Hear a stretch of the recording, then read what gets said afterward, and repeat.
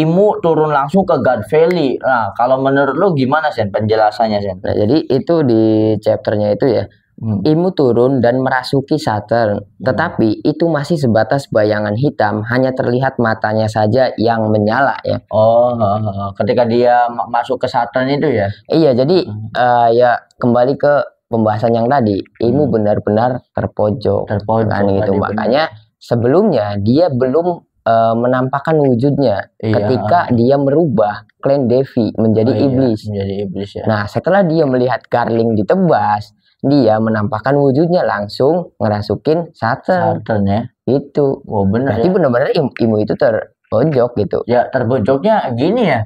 Bidak-bidak kuatnya aja isi win anjir. Iya. Bisa dikalahin, Sommer aja bisa dikalahin sama Rally kan ibaratnya kan. Oh, berarti emang udah nggak ada jalan lain selain Imu sendiri yang turun tangan. Ya mungkin selama ini ya, berarti Imu turun tangan itu baru di God Valley ya sini. Awal mungkin ya. Ya mungkin ya setelah itu kayaknya nggak ada peristiwa besar lain ya. Iya. Atau ya mungkin dulu ngelawan Davy Jones ya mungkin ya. Iya sebelumnya. Tapi kan kalau setelah God Valley itu kan kayak nggak pernah keluar lagi ya. Belum keluar lagi ya. Iya, berarti kan ketika Imu keluar dari Madijo itu benar-benar hal yang sangat urgent ya, sangat benar-benar bahaya dan benar-benar mengancam keberadaan pemerintah dunia itu sendiri kan gitu. Ya, sampai Imu turun tangan. Dan uniknya jadi sebelum Gunko wadahnya itu Saturn ya. Iya Saturn. Makanya kan gue tuh jadi kalau kalian nonton anime Multiverse gue tuh pernah bikin top list 10 petarung terkuat di God Valley dan gue taruh di urutan pertama itu Saturn ya. Dengan berbagai alasan, dan di video itu banyak yang komen ngapain Saturn dimasukin, kita kan nggak tahu Saturn itu ikut bertarung, dan ternyata Saturn ikut bertarung. Dan alasan pada pembahasan itu gue taruh Saturn, gue itu berspekulasi jika pada saat itu Saturn ikut bertarung dan kemungkinan besar dia memanggil Gorosei dan yang lain dan juga Im Sama, dan ternyata benar kan. Dan ternyata benar di sini bahkan ketika Saturn berubah menjadi yokai Gyuki-nya itu berbarengan dengan Im Sama yang mulai mengendalikan tubuhnya kan. Gitu. Mungkin ini ya, kalau menurut gue mah Im Sama itu bisa merasuki siapa saja, tidak spesifik harus Gunko ya kan. Nah, mungkin kenapa Im Sama itu merasukinya Saturn, karena mungkin posisinya Saturn yang paling dekat sama Sebek kali Sen. Kalau menurut lu gimana Sen?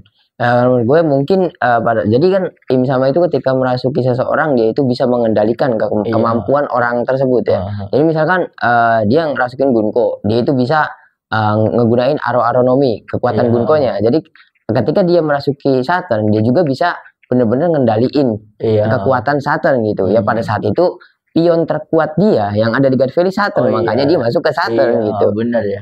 Oh iya, beda sama kayak waktu di Elbap ya. Kenapa Gunko ya? Emang karena nggak ada lagi kan, semuanya juga sama. Coba kalau ada Semrock mas Semrock ya. Yang sisanya cuma Sommer sama Killingham doang. Nah, berarti ini kita kan tadi ngomongin Imu Sama ke terpojok ya. Berarti di Elbap juga ketika Im Sama merasuki Gunko itu juga dalam posisi yang terpojok juga kali ya? Enggak, menurut gue kalau di Elbap itu beda, kasusnya beda. Jadi Imu tuh udah bener-bener resah dan juga bener-bener capek. Gara-gara kelamaan ya? Enggak kelamaan, iya pertama kelamaan misinya. Kedua, dia itu udah muak dengan apa yang dilakukan oleh Luffy. Gitu. Makanya kan ketika dia muncul itu dia berkata kalian akan tahu bagaimana Mu bekerja, bagaimana dewa bekerja kan gitu.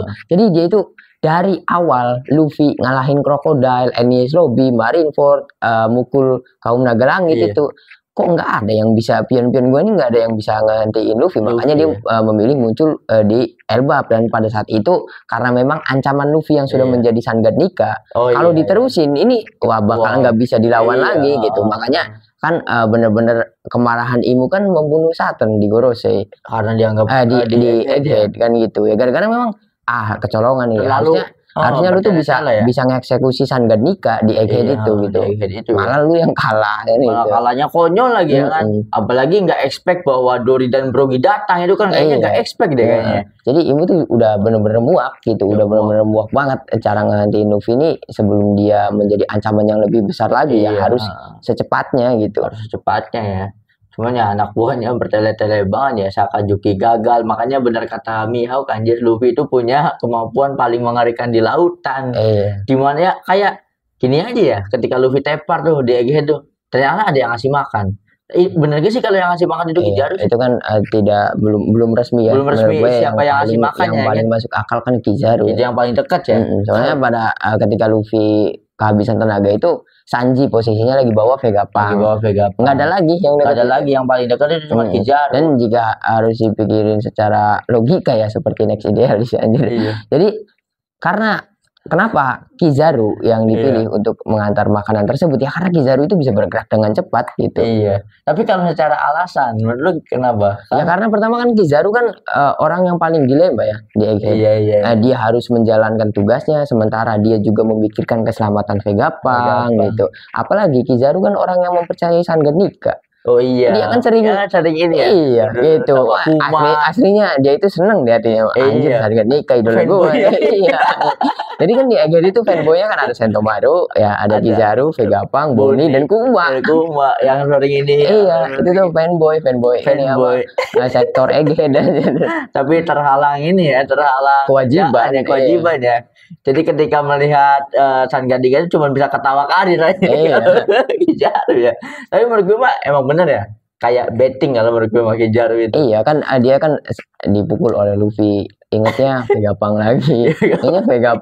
Kan dia itu trauma ketika dia nusuk Vegapunk kan. Iya, trauma banget kan bayang-bayangnya juga ketika dia nusuk Vegapunk gitu. Bener ya. Ya mungkin kayak ya di satu sisi dia udah muak dengan dirinya sendiri ya ibaratnya kayaknya. Makanya dia betting sama Luffy tuh kayak gitu. Lebih baik gue kasih makan Luffy Nika terus pengen tahu deh kedepannya nih pemerintah dunia bakal kayak gimana aja. Makanya kan Kizaru untuk pertama kalinya diperlihatkan marah ya di akhir arc Egghead dan memarahi Sakazuki dan itu momen yang keren menurut gue kan. Dan Sakazuki juga untuk pertama kalinya meminta maaf kepada seseorang aja. Seorang Sakazuki gitu. Disangkanya orang yang biasanya tapi bisa ngambuk juga ya kan. Iya. Terus yang waktu ini apa si Kizaru itu ada di kapal itu kan, kamu butuh apa kata para angkatan laut yang lainnya. Udah gue mau istirahat aja, mau rebahan anjir. Itu bener-bener perenungannya si Kizaru ya. Ini keren banget sih anjir. Dan untuk arc Elbap ini ternyata masih panjang lagi ya. Panjang banget. Karena memang ini kan flashbacknya benar-benar flashback masterpiece dan pertarungannya itu belum dimulai. Baru dimulai baru pemanasannya Imu juga baru ngerasukin Saturn kan Sebek dan baru berhadapan dengan Saturn dan keburu panelnya itu ditutup chapternya ditutup ya. Jadi menurut gua pertarungannya juga tidak akan satu chapter ya. Tidak akan sesingkat itu sih kalau menurut gua. Iya, pasti kan berchapter kan gitu. Apalagi ini Imu yang turun ya. Apalagi pertama highlight spotlightnya kan di Imung lawan Sebek, Shirohige dan juga Kaido. Tapi kan di Garp juga ada Garp, ada Roger. Jadi kalau ciri khasnya Oda kan kayak Luffy lawan Kaido aja kan. Nanti disorot Sanjing lawan Queen, nanti disorot Jorong lawan King ya. Pasti emang lebih dari satu chapter sih. Iya, kan ini baru Rocks Pirate ya yang berhadapan dengan Imu ya. Iya. Bener tadi Roger dan juga Garp itu pasti ikut nggak tahu ikut ngelawan kita lihat aja soalnya kan Roger dan juga Garp itu udah merasakan hakinya mereka udah ngerasain gitu. Nah berarti ketika merasakan hakinya Im sama mereka juga ekspresinya kayak panik ya. Jadi dari panel yang gue lihat sih kayak Garp, kayak Rock dan juga kayak Roger itu kayak panik ya. Seperti kaget ya. Ya kaget kayak anjir ya. Berarti kan kalau ekspresi kaget itu kayak merasakan haki yang mungkin lebih kuat dari haki mereka kan? Iya, jadi merasakan haki yang belum pernah mereka rasakan sebelumnya gitu karena hakinya kuat banget gitu. Pasti ini waduh kayaknya sampai akhir tahun ini ya mungkin manga One Piece itu masih di flashback God Valley. Tapi gue berharapnya terus di God Valley sih. Ini kayak bener-bener kita tuh lupa ya bahwa MC-nya Luffy tuh. Jadi gue tuh kalau main POV ya mungkin kalau Oda Sensei membuat One Piece dan ternyata menceritakannya itu All Generation kayak misal MC-nya Sebek atau Roger ya kayaknya bakal lebih seru aja. Beda sama kayak kita bandingin Naruto lah ya. Kayaknya meskipun orang lama kayak Hashirama Madara se-epic itu, tapi kita tetap hatinya di Naruto dan Sasuke. Betul. Ya kan? Tapi kalau ini kita tuh jatuh cintanya sama All Generation anjir. Udah mah dari segi moralnya. Gue inget yang waktu si Rayleigh ngegendong Saki, menyelamatkan Saki. Itu kan Siki tuh melindungi dari belakang.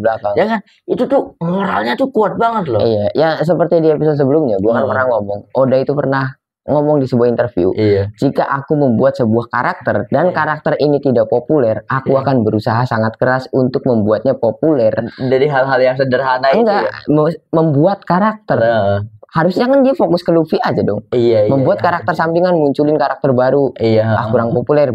Gimana nih caranya populer? Loki dibikin flashback yang sedih. Iya, sedih. Kuma dan juga Bonnie dibikin flashback yang sedih, digoreng lagi. Jadi semua yang muncul di One Piece itu bener-bener memang udah disetel oleh Oda. Iya. Supaya semuanya populer gitu. Ya kayak gue aja, gue senangnya akhirnya di Doflamingo. Padahal Doflamingo itu munculnya cuma di sebelum di Dressrosa kan cuma bentar ya. Di Marineford cuma bentar gitu. Akhirnya nggak terlalu ditunjukin. Dan benar-benar di satu flashback dan juga satu kisah hidupnya Doflamingo itu membuat gue senang banget gitu untuk sekedar Doflamingo. Dan sekarang muncul karakter-karakter yang lebih hebat lagi, bahkan karakter yang kita anggap dia itu tidak akan punya panggung lagi muncul lagi seperti Kaido gitu. Iya, Kaido ya.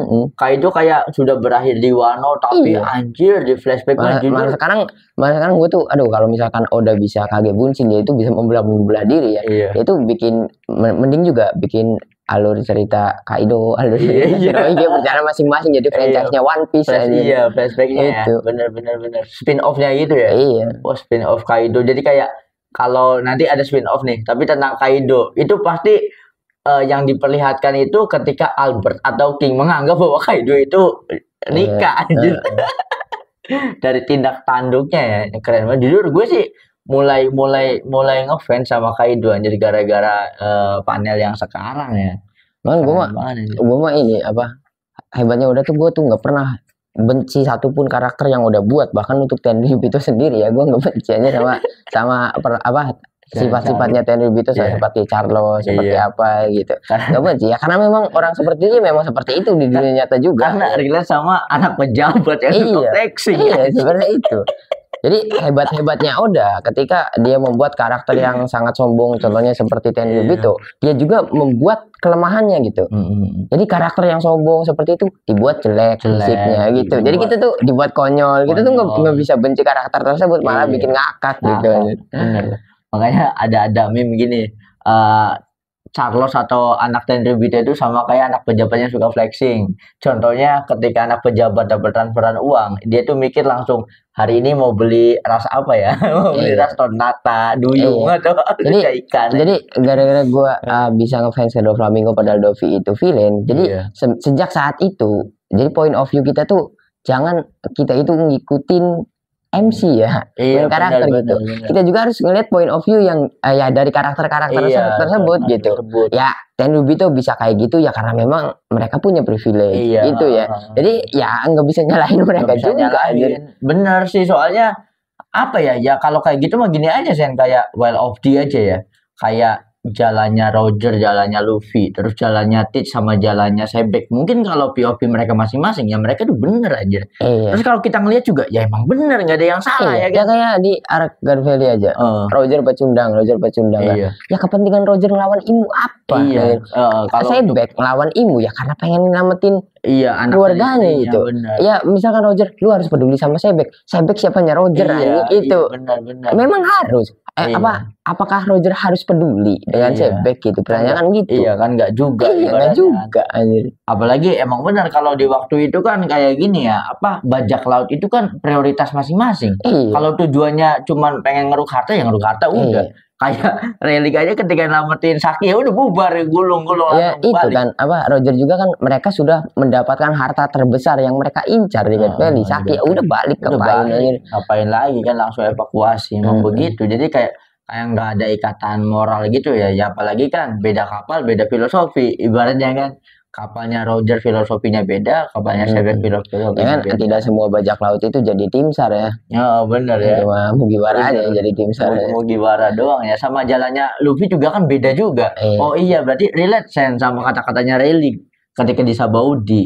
Ibaratnya waktu si Robin nanya itu kan, lebih baik kalian tunggu waktu kalian karena ketika kalian mengarungi lautan, kalian itu akan memiliki POV kalian sendiri anjir. Ya kan emang benar gitu ya kan. emang bener-bener POV yang didapetin sama Luffy tuh pasti bakal keren banget sih. Ya apalagi Luffy kan dewa ya. Ya Dewa, karena memang Luffy lah harus membawa kebebasan. Kebebasannya ada untuk yang lain yang seperti Roger apa gua siapa ya. Itu gua nggak mau jadi sok pahlawan. Mending juga gua nguntungin diri gua sendiri. Diri sendiri ibaratnya. Ketika mengkudeta dunia itu nggak sanggup ya udah, makanya kan ada sistem Yonko ya. Udah lu nggak usah macam-macam dah, lu dikasih ini daerah teritori, udah urus aja daerah teritori dulu gitu ya kan, nggak ada semrawut lagi gitu kan. Kecuali Luffy aja yang masih berkelana. Keren banget ya. Jadi kalau untuk Imu turun ke God Valley ini kita belum bisa berani banyak bicara ya. Mungkin di next chapter. Nah kita mau tahu nih ibaratnya apakah ketika Im sama memasuki tubuhnya si siapa Saturn ya? Berarti Saturn itu ya udah kehilangan kesadaran, emang murni itu Im sama ya? Iya harusnya ya. Sama seperti Gunko sebelum flashback ini dimulai. Nah gue tuh penasarannya ketika jadi bahkan suaranya juga udah Im sama. Udah Im sama ya. Nah siapa tahu nanti ada di ini ya. Kan suaranya Im sama itu masih ini Sen. Jadi kan banyak fan yang menerka-nerka Im sama itu cowok atau cewek dari suaranya. Dan Oda Sensei itu masukkan 2 suara loh. Ada suara cewek, ada suara cowok. Nah, apakah nanti di God Valley ini tervalidasi jenis kelamin Im sama itu apa? Gue penasaran banget. Kan suara Im sama yang muncul kan masih seperti radio yang kehilangan sinyal. Iya, kayak bergema. Kayak gitu. Mono stereo gitu. Iya, untuk ini kan untuk cowok dan juga cewek. Fans itu berspekulasi itu dari penyebutan nama ya. Dari penyebutan nama. Ibu, jadi pokoknya gue lupa penyebutannya namanya gimana. Tapi menurut gue ya kita tunggu aja lah. Untuk kelaminnya sendiri, gue nggak terlalu penasaran ya. Nah, untuk next chapter berhubung Im sama udah turun di God Valley, mungkin kita akan diperlihatkan. Jadi banyak hal yang diperlihatkan itu pertama keahlian-keahlian atau jurus-jurus teknik-tekniknya Im sama ya, dan juga Sebek. Bener Sebek, bener kemampuannya Sebek. Sampai sekarang Sebek itu ketika ngeluarin jurus belum pernah nyebutin nama. Iya betul namanya. Nah, dia main tebas kalau nggak ada namanya. Nyebutin sembel, nyebutin rumah. Kalau nyebutin rumahnya gokil banget sih. Atau jangan-jangan. Nah iya, kan kita waktu awal-awal masuk ke flashback itu kan kita berspekulasi bahwa iblisnya Rox ya. Sama-sama kita itu lupa loh ngebahas tentang bahwa iblisnya Rox. Nah siapa tahu nih ketika melawan Im sama di spill ya, ibaratnya kekuatan bahwa iblisnya Rox itu apa gitu kan. Apakah bara-bara Nomi akan terbukti? Bakal keren banget anjir. Mungkin kita lanjut dulu ya. Untuk kita ngebahas kekuatan mungkin di next chapter biar lebih penasaran lagi. Iya, karena datanya lebih banyak juga ya. Nah, kita masuk ke topik yang harus kita bahas ya, yaitu Garp di prank Kong sama Sengoku. Ini jujur gue ini banget ya. Tapi ini maksudnya gimana nih, Sen? Jadi nggak apa-apa ini sedikit lebih panjang ya. Kita jelasin mengapa Garp itu di prank. Jadi mengacu pada poin-poin yang ada di spoilernya. Jadi Garp terkejut sekaligus marah melihat banyak mayat warga sipil berserakan di tengah kota God Valley. Lalu Garp menelpon Sengoku dan menanyakan, "Apa kau tahu apa yang terjadi di sini?" Sengoku menjawab, "Waktu itu ada orang yang tahu tentang hal yang merepotkan ini, tetapi setelah itu dia menghilang dari angkatan laut." Nah, intinya pada saat itu kita nggak bacain semua karena terlalu panjang banget ya. Intinya Garp itu datang ke God Valley tanpa tahu di God Valley itu ada apa. Iya, kayak genosidanya ya. Jadi kan ini Kong kan yang waktu Garp bersantai ketika dia liburan. Nah, Kong kan nelpon Garp ya. Ya pada saat itu Garp itu ngomong itu kan hanya kegiatan wisata biasa untuk kaum naga langit. Itu bukan Garp bercanda ya. Karena memang Garp itu nyangkanya. Mikirnya begitu gitu. Dan mungkin ketika Kong nelpon Garp itu kan ketika Tenryubito lagi berwisata dia diserang oleh bajak laut Rox dan juga bajak laut Roger. Makanya Garp langsung berangkat kan itu. Dan ternyata ketika di situ dia mengetahui banyak mayat warga sipil yang jadiin korban dan bahkan dia nelpon Sengoku ya. Iya kayak anjing apa-apaan ini. Ternyata itu kan ya mungkin ya kita kan bertanya-tanya ya. Kenapa sih kok seorang Garp itu jadi PNS di Angkatan Laut yang ada di pihak pemerintah dunia? Mungkin Garp itu korban framing juga. Mungkin kayak yang bener mah ini nih Angkatan Laut, yang bener Angkatan Laut. Nggak taunya Angkatan Laut itu mengcover atau melindungi Tenryubito yang kegiatan wisatanya itu genosida anjir. Mungkin pada saat itu Garp itu belum tahu ya. Belum tahu sifatnya Tenryubito. Sepertinya belum tahu ya. Jadi dia itu mikirnya Tenryubito itu adalah orang-orang yang wajib dilindungi karena memang mereka adalah keluarga kerajaan yang membentuk dunia ini. Makanya dia punya kewajiban sebagai angkatan laut untuk melindungi mereka. Karena laporan dari Kong kan Tenryubito lagi jalan-jalan diserang oleh bajak laut Rox dan juga Roger. Makanya Garp langsung OTW kan gitu. Jadi ini yang salah Kong. Dan ternyata yang jadi ancaman itu bukan bajak laut, tetapi genosidanya Tenryubito itu sendiri. Dan dari kejadian ini jadi masuk akal mengapa setelah itu Garp tidak mau diangkat menjadi Fleet Admiral ya. Karena dia tahu nggak mau menjadi anjing angkatan anjingnya kaum naga langit ya. Ya mungkin karena dia mengetahui fakta ketika dia datang di God Valley gitu. Mungkin ketika Garp itu sebelumnya tidak tahu ya sikap busuk dari para Tenryubito, dan setelah tahu insiden di God Valley dia kan shock ya. Ya mungkin alasan kenapa Garp itu tetap bertahan di Angkatan Laut. Ya mungkin dia ingin merubah Angkatan Laut dari dalam mungkin ya.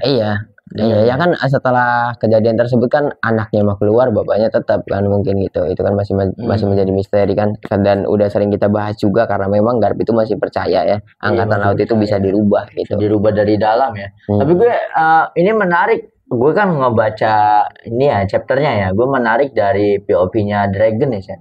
Ketika Dragon itu melindungi kedua bayi itu ya, meskipun si satunya lagi si Samrock itu berhasil diambil kan. Si Dragon itu ketika dia menggendong Seng ini, dia itu nyarinya kan kapal angkatan laut anjir. Tapi nggak ketemu, malah yang ketemunya kapal bajak laut ya kan ya. Ini kebetulan mungkin ya, mungkin takdirnya ya, bahwa ternyata kapalnya si Roger kan, bajak laut Roger kan. Nah, dialog atau monolog dari Dragon itu berpikir begini, setidaknya aku bisa menyelamatkanmu meskipun aku tidak berhasil menyelamatkan saudaramu. Ini akan menjadi penebusan dosaku karena telah terlibat dalam insiden yang mengerikan ini anjir. Sama kayak bapaknya ya. Dragon itu anjing, ini kok ngapain, kenapa kejadiannya semengerikan ini, shock banget ya kan. Shock banget kan, kayak ya mungkin di briefingnya nanti lu tuh jadi turis gue itu aja, jadi kayak pas pampres doang gitu kan. Dan ternyata pembantaian. Kan sampai sekarang juga Garp itu masih dianggap dia itu tidak memiliki moral karena masih tetap bertahan di angkatan laut ya. Ya kita juga sering bahas karena memang point of view Garp itu tidak semua bajak laut itu baik seperti Luffy kan tadi. Banyak juga bajak laut yang lebih jahat lagi gitu. Contohnya kan contohnya ini deh, kalau nggak ada angkatan laut, ketika angkatan laut diburu adanya Cross Guild ya, ketika Tibon meninggal gitu. Kalau nggak ada angkatan lautnya, bumi makin dunia itu makin benar-benar rusuh banget gitu. Dan hal yang menarik, gue itu pengen bikin banget teori, gue bikinin video. Jadi gini, setelah insiden God Valley kan kita kemarin berspekulasi jika setelah itu Dragon tidak langsung keluar, dia itu bertahan dulu sampai memiliki kekuatan yang dia inginkan baru keluar ketika 12 tahun kemudian eksekusi Roger ya gitu. Nah gini, apakah setelah itu Dragon dan juga Garp, menurut gue mereka itu dekat, diskusi ya. Iya dekat. Jadi sebagai ayah dan anak itu tidak seperti Garp dan juga Luffy yang sering debat gitu. Nah Dragon dan juga Garp itu dekat. Mungkin kayak ngopi di teras. Jadi mereka kan sama-sama shock, mentalnya kena. Pulang nih diem-dieman, terus nanya, menurut lu insiden tadi gimana? Gitu kan gitu. Jangan-jangan si Dragonnya, ternyata bahkan kayaknya Dragon itu gini, Abah kurang ajar. Kenapa? Nggak bilang kalau kerjaan angkatan laut itu kayak gini itu ya. Wah, Abah juga kaget gitu. Sambil sebat, sambil ngopi terus. Enaknya gimana nih kalau gue mau jujur udah nggak kuat, pengen keluar. Enaknya lu aja dulu keluar, gue pengen benerin dari dalam nih. Enggak, jadi teori gue mau gini, ketika mereka berdua diskusi masalah insiden God Valley, pada saat itu pikiran untuk membentuk Sword itu baru dipikirkan. Jadi sampai sekarang Sword itu memang angkatan laut yang lain itu tahu adanya Sword, tapi Sword itu bergerak sendiri. Jadi Fleet Admiral aja nggak bisa merintah, nggak bisa merintahin Sword. Misalkan Fleet Admiral nyuruh Sword untuk melakukan misi ini, Sword itu bisa nolak. Bisa gitu. nolak ya. Karena memang Sword itu kan angkatan laut yang tidak terikat ya. Iya, tidak terikat karena dia tidak mau mengikuti prinsip-prinsip yang dianut ya, prinsip absolute justice ya. Mereka tidak mau, tapi masih di dalam angkatan laut, tidak boleh keluar gitu. Nah, mungkin dari situ Garp membentuk angkatan laut. Kalau menurut gue membentuk Sword. Kalau menurut gue masuk akal. Jadi kayak ketika Garp mendidik siapa? Aokiji ya? Iya, Itu Kuzan. kan jauh sesudah God Valley kan? Sebelum Sebelum apa sebelum sesudah? Oh, sebelum juga. enggak setelah soalnya ya kan? Kuzan dan juga Sakazuki itu masuknya 6 tahun setelah God Valley. Oh, ya kan ibaratnya dari situ juga Garp udah membina bahwa mungkin kayak orang-orang yang dididik sama Garp sendiri ya, kayak Aokiji ya. Wah, ini dengan harapan anak didiknya ini bisa merubah angkatan laut lah gitu kan, mungkin dari situ juga. Enggak, menurut gue jadi gini. Jadi kan ngomong tadi Garp dan juga Dragon itu pulang setelah insiden God Valley. Mereka berdua memiliki pikiran yang sama. Mereka tidak mau keluar dari angkatan laut. Kalau misalkan mereka harus berlayar ke lautan, mereka dianggap sebagai bajak laut kan gitu. Mereka tetap di angkatan laut. Nah, yang punya pikiran seperti ini kan baru Garp dan juga Dragon. Mereka memilih untuk bertahan, untuk menemukan anggota-anggota baru. Oh gitu. Iya, dari dalam. Iya, jadi nanti Sword yang akan mengkudeta angkatan laut gitu. Dan itu memang sudah kan pertanyaannya, gue juga sering bikin video, apakah setelah Dragon keluar dari angkatan laut, dia itu masih ngobrol dengan Garp atau masih berkomunikasi. Sedangkan ketika Dragon memiliki anak Luffy, posisinya dia itu sudah keluar dari angkatan laut. Otomatis kan ya kita tahu Luffy diasuh sama Garp. Otomatis kan Dragon ngubungin Garp dong, asuh anak gua gitu. Itu otomatis kan masih berkomunikasi dengan baik gitu. Tapi kalau menurut gua ya ini gue setuju sih. Jadi kalau menurut gue mah alasan kenapa kalau Dragon itu kan keluar ya, alasan kenapa Garp masih tetap di situ itu mungkin supaya Garp itu mendapatkan info A1. Jadi mungkin ada yang berpikir bahwa kenapa sih Dragon itu tempat persembunyiannya tidak diketahui, lolos terus dari pengejaran. Ya mungkin itu info dari bapaknya. Iya. Ya kan ibaratnya ya kan. Iya. Waduh, Dragon ini sengokku lagi ngejar lu ke arah sana, lu jangan ke sana ya. Ya kan ibaratnya kan itulah berarti. Iya, mungkin seperti itu dan juga kan memang gini. Kita balik ke dunia nyata ya. Di setiap negara yang menganut sistem pemerintahan demokrasi, selalu ada oposisi di dalam. Iya, betul. Mungkin Sword itu oposisi gitu. Betul. Sebagai kritik aja dan suatu saat bakal bisa ngudeta gitu. Menurut gue seperti itu ya. Dan dari sini kan muncul teori-teori lain jika Kuzan itu tetap dia itu anggota Sword ya, yang menyelinap ke Kurohige Pirates gitu. Dan mungkin seperti itu ya. Bener ya, makanya ya mungkin banyak versi juga ya kalau ngomongin kudeta marin atau angkatan laut. Kalau kita ingat ya, meskipun ini bukan canon ya, kayak Zephyr itu kan buat Neo Marin anjir. Kalau Cyborg buatnya Sword ya kan. Bisa jadi kan dalam satu konteks yang sama. Iya, kalau Garp Sword ini konteksnya sama. Konteksnya sama, dan Neo Marin karena kecewa ya kan sama Marin. Nah ini Garp nih mainnya main rapih berarti Garp ini. Iya, dan keputusan Garp untuk tetap dia itu tidak apa-apa disandra di Hachinosu dan meloloskan Koby dan yang lainnya agar selamat, karena memang pada saat itu kan yaitu anggota-anggota yang Dragon dan juga Garp inginkan gitu. Iya betul, makanya kan dalam konteksnya Garp itu sering mengatakan bahwa masa depan lebih penting. Ya kan, makanya kan lebih baik Koby selamat, dia tertahan, yang penting kan masa depan. Karena ketika Koby, apalagi kalau kita lihat di Hachinosu itu ya, itu Sword muda itu ke Garp tuh bener-bener respect banget aja. Bener-bener kayak respect banget lah. Mungkin Garp itu berpikir bahwa mungkin berubah itu di era mereka, bukan di eranya Garp. Jadi Garp itu cuma kayak membangun pondasinya aja dan mempercayakan kepada murid-muridnya ya, bahwa bawalah masa depan yang lebih baik ke Marin gitu, kepada anak buahnya. Keren banget seperti itu. Jadi Garp itu ya inilah di chapter ini tuh terungkap mengapa dia datang ke God Valley dan mengapa dia tetap di angkatan laut gitu. Dia itu bukan anjing pemerintah dunia ya.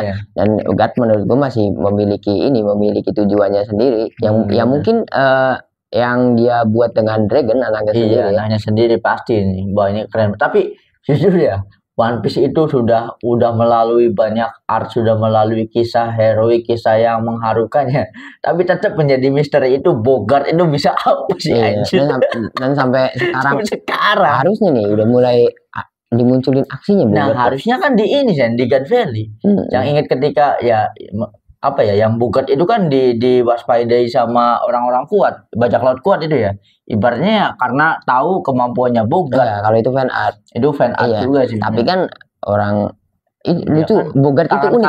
Tangan kanannya Garp. Dan Oda itu membuat seperti ya Garp Luffy, Bogart itu Zoro. Bogart kan pendekar pedang ya. Itu sama apalagi tangan kanan orang yang benar-benar dipercaya oleh Garp gitu. Ya sedangkan Garp kita tahu sendiri Garp sekuat apa. Iya. Ya bukan orang biasa.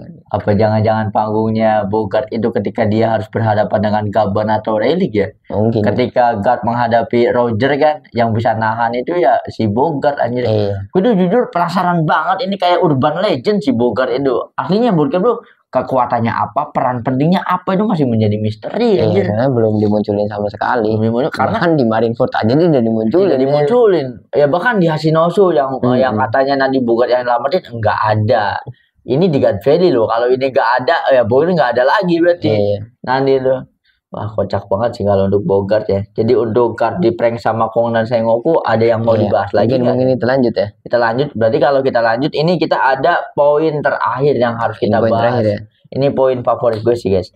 Jadi poinnya adalah trio monster bajak laut Rocks anjir. Ini maksudnya gimana sih? Jadi kita jelasin dulu spoilernya ya atau chapternya ya. Spoilernya. Jadi dalam chapternya ketika Sebek berhadapan dengan Imu, Shirohige dan Kaido bentuk naga datang untuk membantu Sebek. Kemudian Sebek mengatakan kepada Shirohige dan Kaido bahwa bertarung dengannya itu tidak akan memperoleh apapun. Tetapi Shirohige dan Kaido tertawa. Setelah itu mereka bertiga tertawa sebelum melawan Imu yang ada di hadapan mereka. Dan di panel terakhir Shirohige bertanya, makhluk apa yang sedang kita hadapi ini? Sebek menjawab dengan semangat, itu adalah dunia ini sendiri. Anjir, ini bener-bener vibe-nya trio the origin of trio monster nih anjir.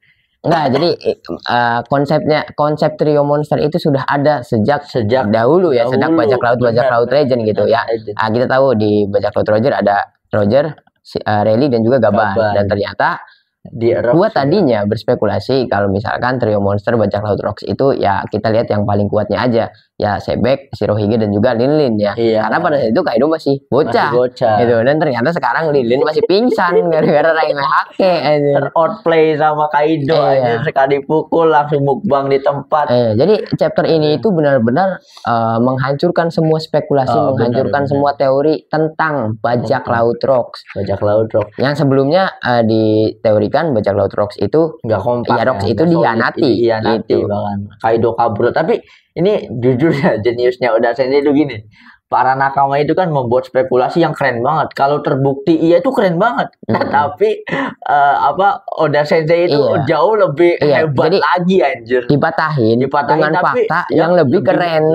Lebih gong lagi anjir, kocak banget. Jadi sampai-sampai kita tuh nggak kepikiran loh. Spekulasi itu tuh kita nggak kepikiran anjir. Ini kita semua ya digocek sama Oda Sensei. Bener Ankara Oda nih. Jadi seperti yang tadi ya di momen trio monster ini menghadapi Imu yang sedang merasuki Saturn itu yang balik kayak yang tadi ya Shirohige dengan berat hati jika dia mati juga tidak apa-apa karena memang Sebek itu sudah benar-benar banyak mentraktirnya kan ya gitu. Untuk Kaido sendiri ya di chapter sebelumnya Kaido itu diinjak sama Sebek gitu. Tapi dari chapter ini kita tahu Kaido itu benar-benar ngehormatin Sebek banget aja. Sama Sebek banget ya. Sampai dia tahu kaptennya di mana, dia harus nyusul. Iya, makanya bener. Kan tidak dipaksa loh, ibaratnya tidak dipaksa sama saya bahwa ketika dia makan Uo Nomi jadi naga itu langsung OTW-nya ke kaptennya anjir. Sampai flexing terus bener ya, ketika mereka bertiga itu tertawa melihat Im sama, mereka itu nothing tulus ya. Terus mereka itu bukan nothing tulus yang pasrah kan. Mereka itu all in menang. Mereka tuh masih ada optimisme bisa menang loh. Terus kalau head to head ya sehebat apa meskipun Im sama itu hebat, tetapi kan Sebek, Shirohige sama Kaido kumpul 3 orang ini loh bisa loh ngalahin Im sama. Jadi kalau teman-teman nonton video kali ini ya gue sendiri nih berpikir bahwa Im sama pasti akan terdesak sih. Iya pasti ada momen yang terdesak. Tapi dari perkataan Sebek itu Sebek sudah mengukur ya. Jika mereka bertiga bergabung saja masih belum bisa mengalahkan Imu menurut gua karena kan perkataan Sebek ngapain Shirohige datang ke sini, ngapain Kaido datang ke sini, karena percuma kalau lawan dia kita akan kalah kan gitu karena memang belum waktunya juga. Tapi yang paling unik dari momen ini kan panel terakhir di manganya kedatangan Shirohige dan juga Kaido itu setelah itu manganya berakhir ya. Jadi dari sini kita tahu jika kru yang paling tulus itu ya hanya Kaido dan juga Shirohige. Soalnya kan walaupun di chapter sebelumnya kita tahu ada Big Mom dan juga Shiki yang apa yang ikut ini terus ngebantai bajak laut yang berkhianat. Tapi kan di chapter tersebut Shiki tetap prioritasnya Saki. Ya. Iya benar. Big Mom prioritasnya masih buah iblis. Itu masih tetap pengen nyari buah iblis sebanyak-banyaknya kan gitu pada saat itu. Dan yang benar-benar datang ke situ untuk membantu Sebek cuma Shirohige dan juga Kaido. Makanya yang tadi kita bahas Kaido kita anggap udah selesai ya di Wano, dan juga mungkin tidak di God Valley juga kita beranggapan jika Kaido itu kabur. Ternyata Kaido wah jadi keren lagi. Pasang badan malah ibaratnya kan, pasang badan demi sang kapten, ibaratnya siap mati demi sang kapten anjir. Wah keren banget sih anjir di sini ya. Banyak hal-hal yang akhirnya terpatahkan ya. Mungkin fans Kaido patut bangga sih kalau menurut saya. Kalau melihat chapter terbaru ini ya. Kaido ini keren banget. Tapi dari ini tuh banyak muncul spekulasi gue tuh. Jadi gini, apakah alasan Sebek mati itu gara-gara melindungi krunya? Bisa jadi ada spekulasi itu, bisa jadi, gue setuju sih. Terus apakah masih ada peran Shiki dan juga Lin ya ketika pertarungan antara Im sama melawan 3 trio monster ini aja? Jadi bingungnya tuh sekarang kan Imu sudah ke tubuhnya Saturn, tapi di situ masih banyak petarung-petarung kuat seperti Garp, Roger, Gaban, Rayleigh, Shiki, Big Mom gitu. Dan yang baru menghadapi Imu tuh baru 3 kan gitu. Baru 3 orang. Nah, apakah yang lainnya juga ikut bertarung? Kemungkinan tuh menurut gua bertarung ya, tapi tidak melawan Imu. Iya, melawan ada Holy Knight yang lain. Enggak, menurut gua mereka itu menghalau ini Clan Devi yang diubah menjadi iblis gitu. Bahasa-bahasa ini kan Rox juga kaget. Apakah mereka tidak bisa mati? Ya karena generasi lagi gitu. Cuma nahan doang. Iya, itu kalau Rox itu bukan Rox itu nggak kuat karena masa nebasin ayah sama kakeknya berulang kali hidup lagi sampai sialan, apakah ini nggak bisa mati ya? Dan mungkin Shirohige dan juga Shirohige dan juga Kaido melawan yang lain bisa jadi ya, walaupun sekarang mereka itu menghadapi Imu gitu. Bisa jadi mereka kan melawan mungkin ya Garling lagi, apalagi kan Kesatria Suci juga yang lainnya masih ada di situ gitu. Mungkin Sebek nge-solo Imu mungkin, tapi yang gue penasaran tuh gimana nanti Oda masukin Roger dan juga Garp ikut bertarung gitu. Plotnya itu gimana gitu. Gimana bener ya. Waduh, ya keren-keren banget sih ya. Kalau menurut gue mah kalau tidak untuk kepentingan cerita ya, kalau tidak untuk kepentingan cerita kan nggak mungkin Sebek itu banyak di-spill sama Oda Sensei ya. Harusnya ketika di Marineford kata-katanya Shirohige itu iya.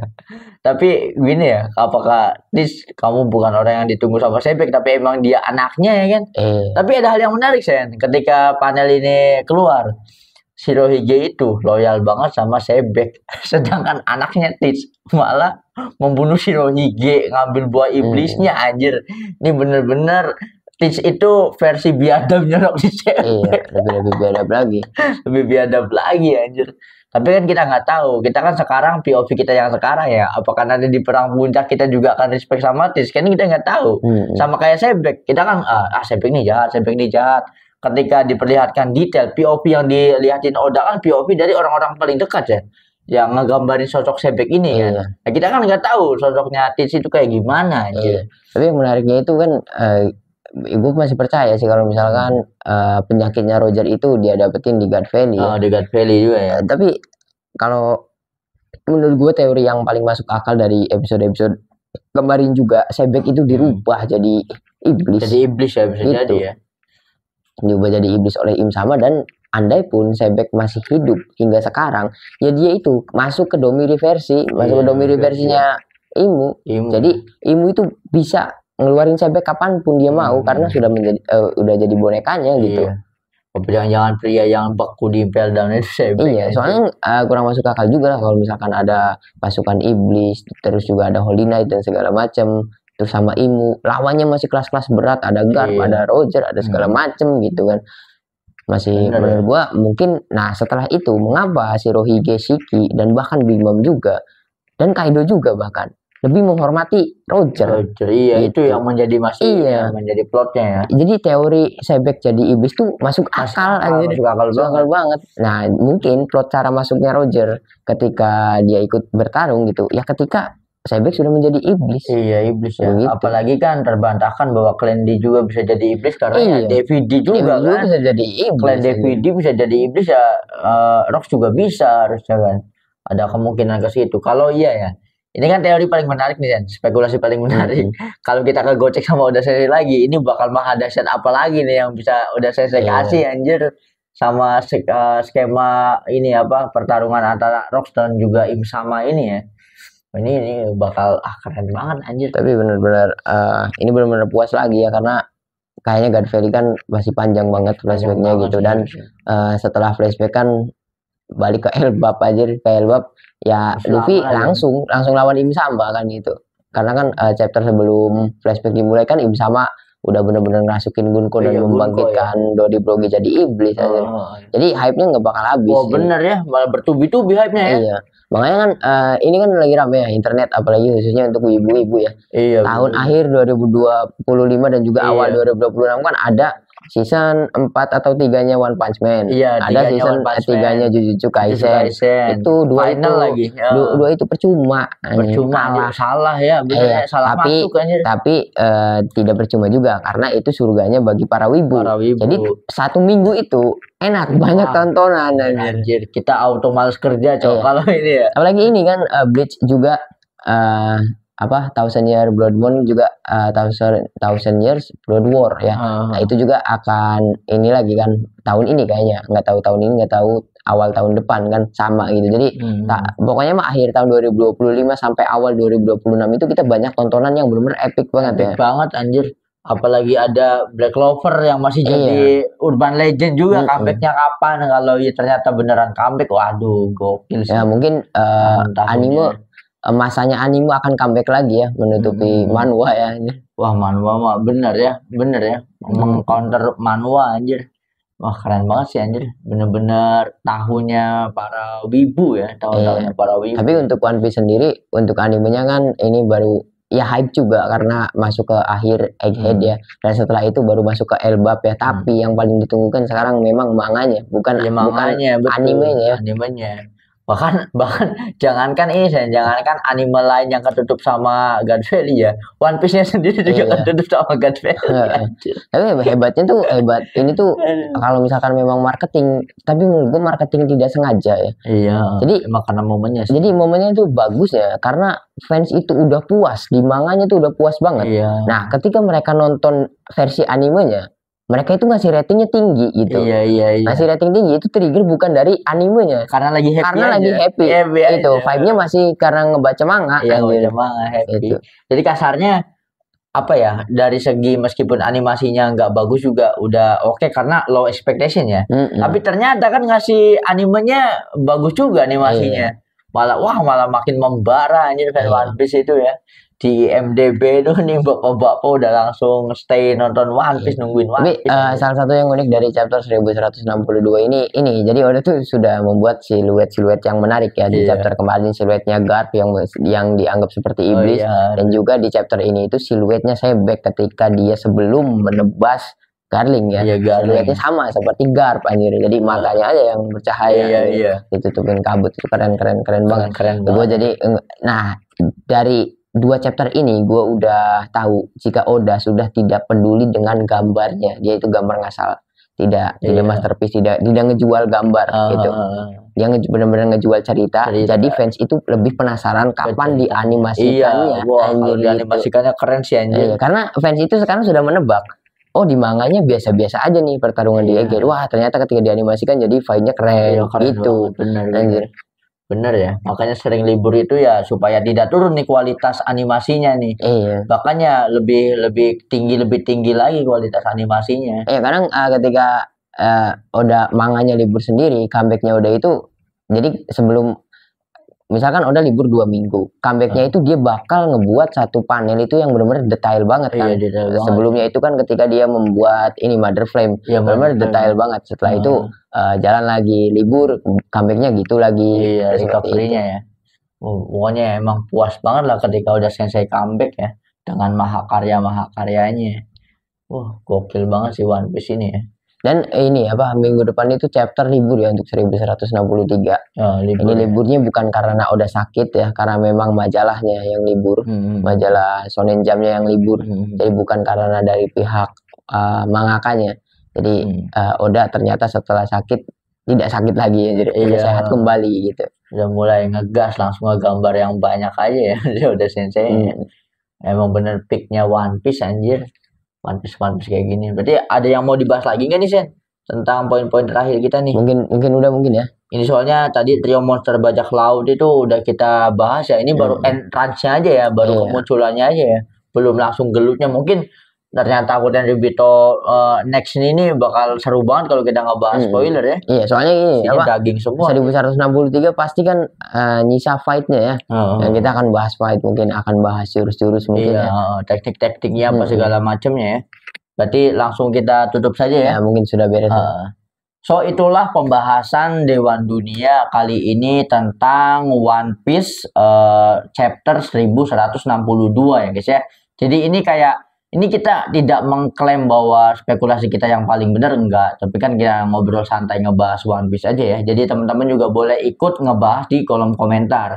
Jadi kalau teman-teman punya spekulasi, punya opini, atau punya pendapat yang menurut teman-teman itu worth it untuk dikatakan, utarakan saja dalam kolom komentar ya. Nanti kita bisa bahas ulang lagi. Intinya ya kita ngobrol santai aja ya.